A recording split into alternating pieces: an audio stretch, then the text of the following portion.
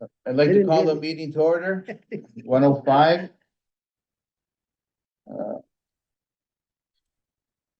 I'll start with the territorial acknowledgement. We would like to begin by acknowledging that we are in the Robinson Huron Treaty Territory and that the land on which we are gathered is the traditional territory of the Ashinnabek, specifically the Garden River and the Batchewana First Nations, as well as the Métis people. Roll call, Bruno Ian McKenzie, Eva Debutch. Eva, are you here? No, Eva. Not here. Marchie, yes. Sunny, yes. Yes, Chief Stevenson, Deputy Duguay, Sarah, Lisa Hodgson, Lincoln, and Deputy Duguay. Yeah, did I miss? Nope, you got them all. Got them all. And our honorable members of the news, James and Brian, welcome. Thanks, Tom, welcome again. We rarely see you, so special greeting to you. And Thank you thanks very for much. joining us. Okay, our first task in our first meeting of January is to elect a chair and a vice chair, and to do some of the committees. So that would be our first task. At this point, I will hand over the meeting to the chief and Sarah to conduct. And then we will begin the meeting shortly thereafter. Chief.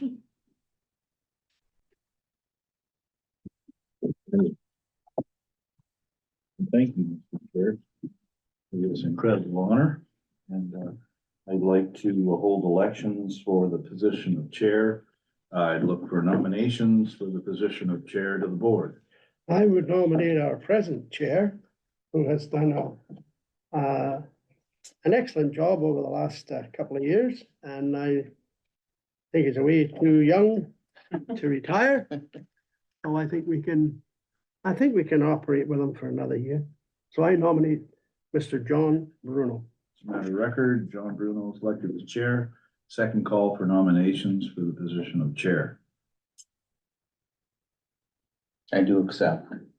And without further nominations, I would expect that Mr. John Bruno is reaffirmed as chair for the board for the coming year. Congratulations, Mr. Chair. Thank you. Thank Can you you. just get a seconder for that? Yeah. Seconded by Marchie. Moved. All in favor? All in favor? Right, I didn't see up here, sorry. All in favor of Sunny? Trying to find the hand on here, but I can't find it. My apologies. Hand is good.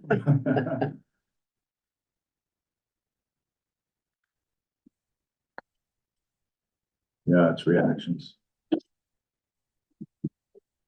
Okay, I see all in favor. Congratulations, Mr. Chair.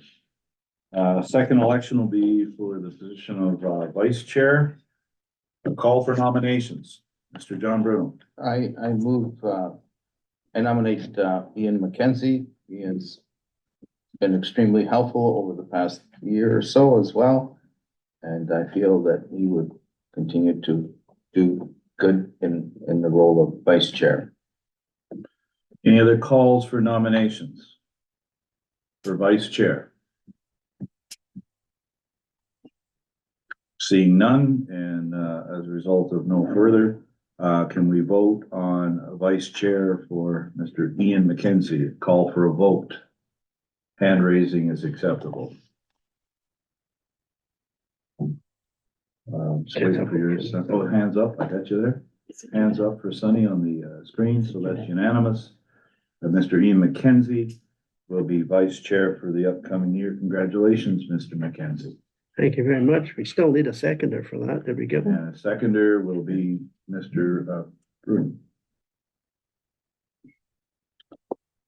As we follow along our material, nominations for the position of Community Safety and Policing Act Subcommittee. I understand that we can put two names forward for this particular position. Looking for nominations for the position of Community Safety and Policing Act Subcommittee. And the chair is on all of these, correct? Typically, the chair is welcome to sit on all of the committees. Okay. I think we just need one more, or do we need two? I believe, maybe Tom can clarify. I think based on the email, we need one board member to be a representative for the new act. We've always had two usually. For committees, On the committees, this yeah. is just board representation for the implementation of the new act. Okay, I see that. Okay. So we're just looking for one person then, on top I of the believe chairs? so, unless Tom can advise otherwise. Yeah, one person is sufficient. We're not asking for like a full delegation of powers. Okay, so we're looking for a nomination for one person for the Community Safety and Policing Act Subcommittee. I can put my name forward. Mr. Marchi Bruni has put his name forward to be on this subcommittee. Can we have a seconder? Okay, seconded by Chair Bruno. Can we have a vote?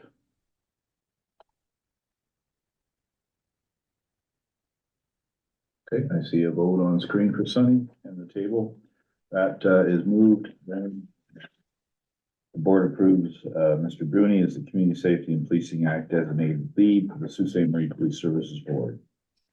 Next on your list is the Finance Budget Committee. I volunteer for that. Mr. Ian McKenzie has volunteered for that. Do we have any other nominators that want to volunteer for the Finance and Budget Committee?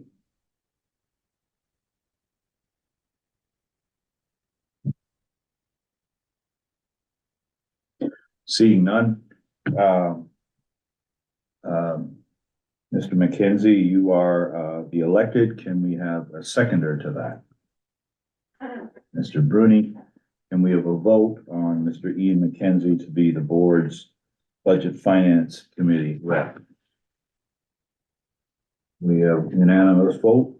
That position is moved. The board appointed Mr. Ian McKenzie to be on the board's Finance Budget Committee. Next committee on your list is the Negotiating Grievance Committee. I'm, Can we have nominees for the Negotiating Grievance Committee? I move Marchi Bruni. He was involved in negotiations last year, along with the chair, who was automatically a member of that committee. So I'll move Marchi Bruni. We have a move for Mr. Marchi Bruni. Call for any second nominations. Call for second nominations to the Negotiating Grievance Committee. Hearing none, Mr. Bruni will be the elected person for this committee. Do we have a second vote on that? Seconder, Mr. Bruno, sorry, yeah, Mr. Bruno. And can we have a vote on that motion?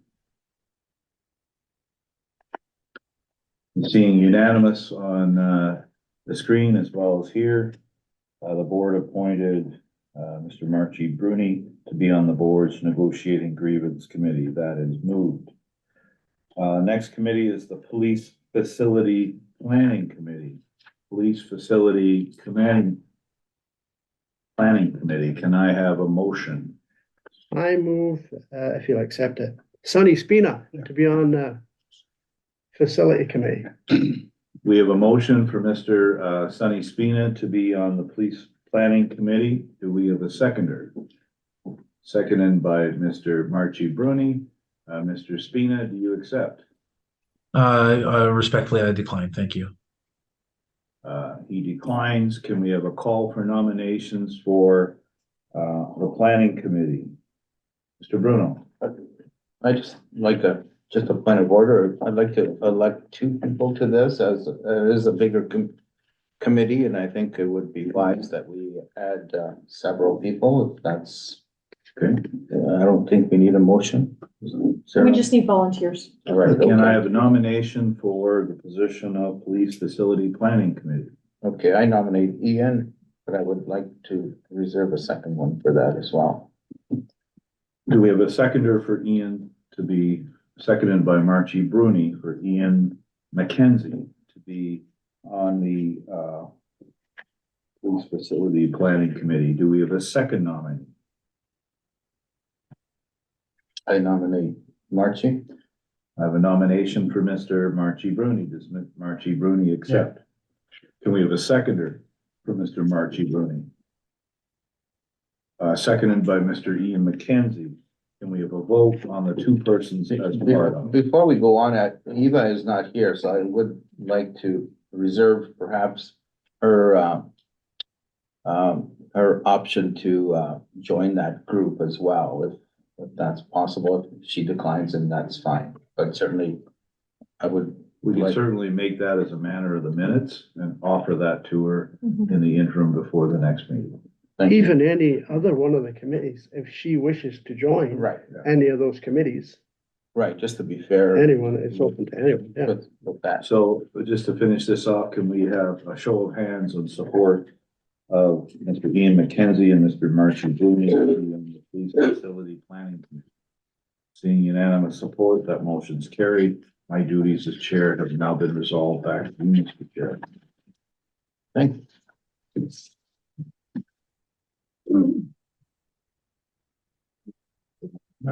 I think you did an excellent job. Thanks. We can get a, we I can don't get a. get these often, but- Get a hang of it. Yeah, It took the second one to get me into the flow.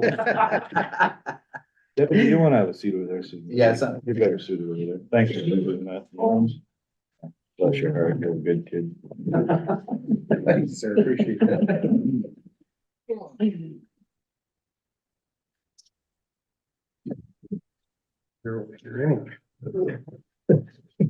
Holy geez, I feel deeply honored.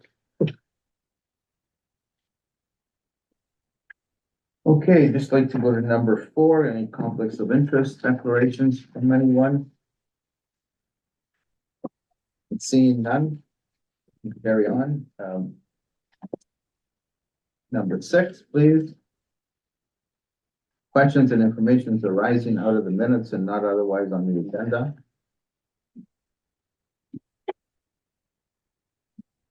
Any? Seeing none? We will move on. Adoption of minutes. I need a mover. I move. Ian? Yep. As a mover, Marchie seconder, resolved that the minutes of the regular meeting as presented be hereby approved. All in favor? Sunny, just for, you can put your hand up if you wish, or I'm not seeing, maybe I'm not finding it either. No, I was typing in the chat. I'll abstain from that vote. I was not at that meeting, so I can't approve those minutes, Okay. I believe.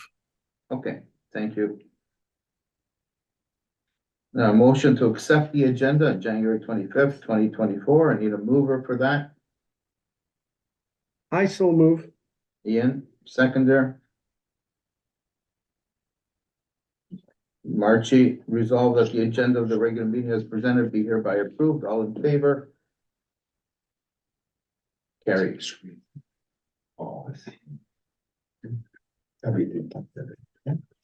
Okay, number 9, communication and reports information only, chief, monthly overtime paid in bank, December 2023. Please carry on. Okay, so we're gonna take you to your first screen there. I'll take you to the bottom left corner of the charts. You can see 23 compared to 22. In 2022, we spent 108,000 in overtime. This December, we were down approximately 13,000 at 87. You can tell when you go over to the running total, we're at 1.373 for the year. In overtime last year, we were at 1.165. I will say that we had well over 58 very serious incidents this year. 5 murders, 2 attempts, a number of arsons, as well as two very significant missing person investigations, the Kerr and the Kerbier. When we go to the next 3-year monthly staff shortage overtime costs, you can see between November and December, a little higher, but not that much, 28,000 in November, 31,000 in December, for a total of 346, due to staff overtime costs, 324 in 22, so about 20,000 over there. The next parameter we're going to take a look at is the monthly staff overtime costs. 24,000 in November, 28 in December, a total of 301, relatively consistent on the dispatchers. And that is the overtime cost for the year. Moving on to, and Lincoln's going to take us right up until the cumulative month from January to November of 23 and compare that to January to November of 22. And you'll see from that sheet, our calls for service are up about 4%. Non-reportables are up almost 10%. When we go to crimes of violence, you can see obviously in the homicide category, we went from 2 until 5. As I mentioned before, it was a busy year on that particular file. Robberies went from 61 to 68 in the 2-year comparison. Assaults actually went down by 12%.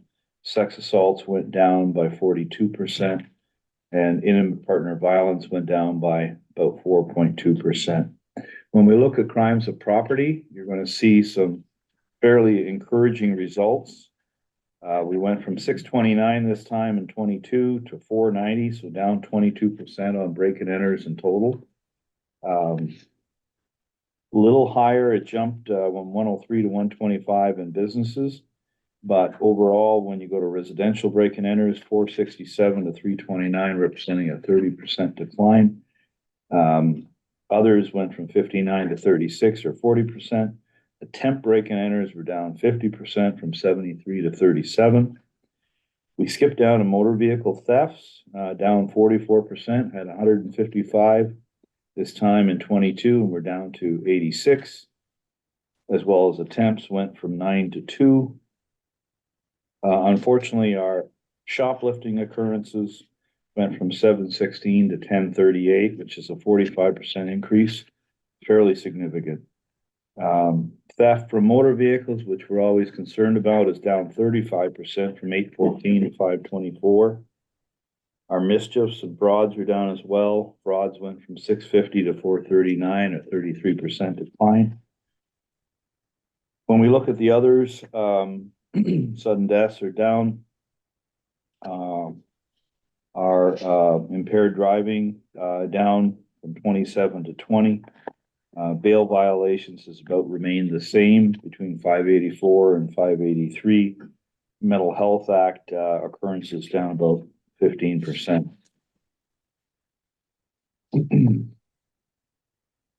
Following along to use of force. When we look at the numbers here on use of force, let Lincoln catch up.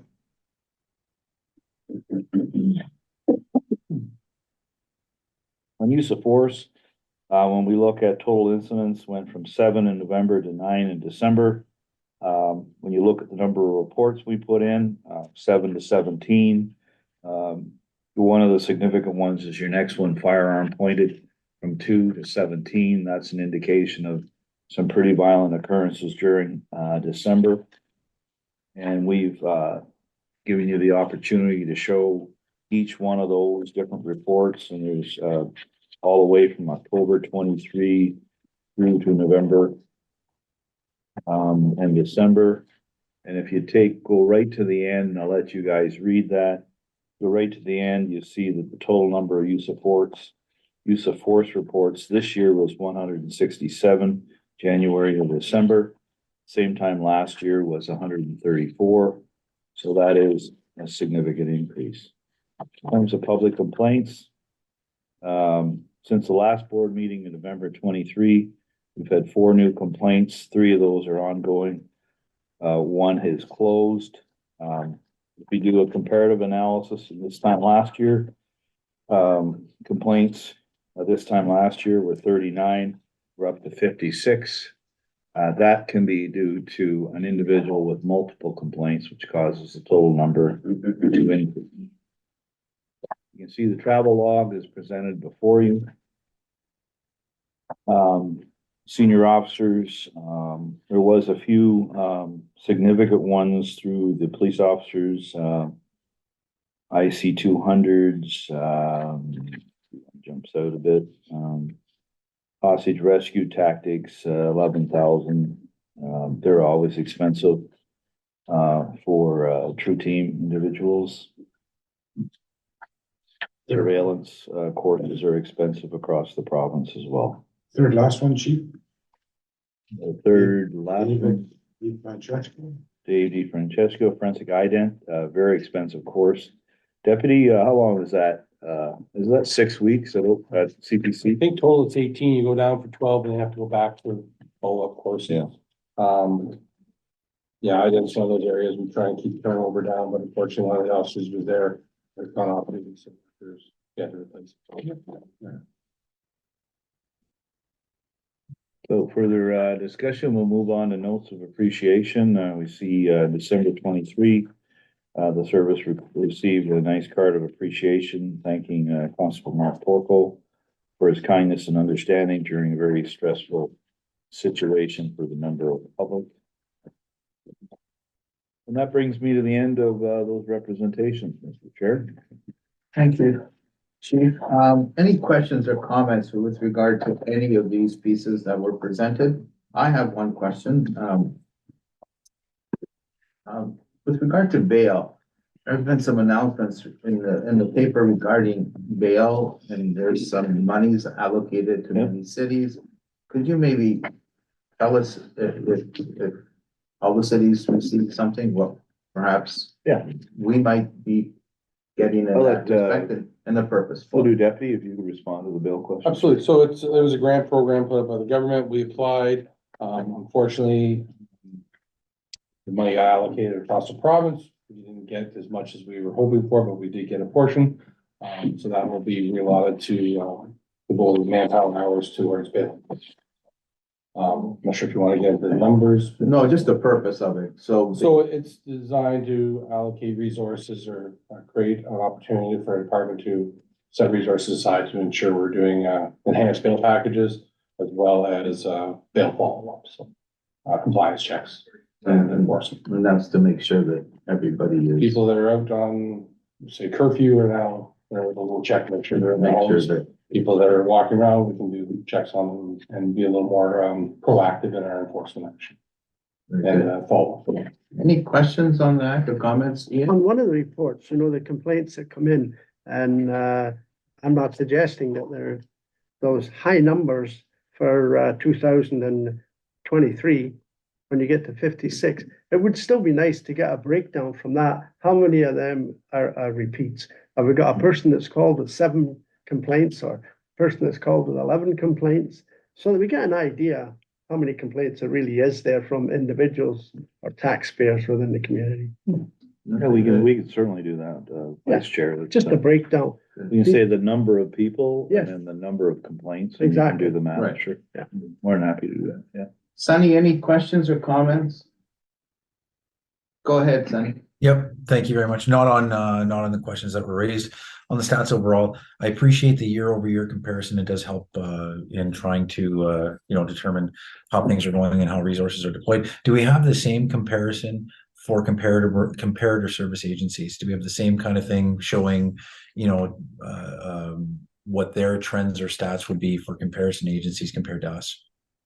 Well, we don't regularly report on that, Counselor. You can simply pull up their website, you'll see what their numbers are and compare it to ours, but I'm reporting on this service's comparative analysis temporarily. Once you go down the road of comparators, you compare it to a service like Sudbury that's a third greater than us or a third less than us than Timmins. So then you're getting into per capita issues and statistical analysis, and you have to have apple to have meaning. But there's no reason why one can't have a specific question addressed to the board, and I can certainly answer that later time to say, which specific parameters do you want me to report on? I don't know if you want it, and that's up to the board to decide every week or every month, but certainly we can do that analysis. Okay, thank you. Any other questions or comments?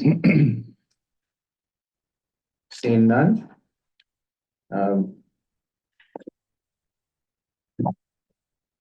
In fairness, though, also, Sonny, there's also the opportunity to go on to the UCR website of the federal government where all crimes are reported. And they'll give you per capita comparators between communities as well. And that's done on a regular basis. It's not usually as up to date though, because it's usually a year behind a little bit, but that's the most, I think, statistically representative way of doing it, because they apply the appropriate parameters of cost per capita and crimes per capita. Okay, number 10 has been deferred to the next meeting. So we're into new business. Anything that needs to be done before we go into caucus? Seeing none. Our next meeting date is February 29, 2024. We will adjourn. I need an adjournment mover. Marchie moved, seconded by Ian, that the regular meeting is adjourned and the board enter into the community meeting.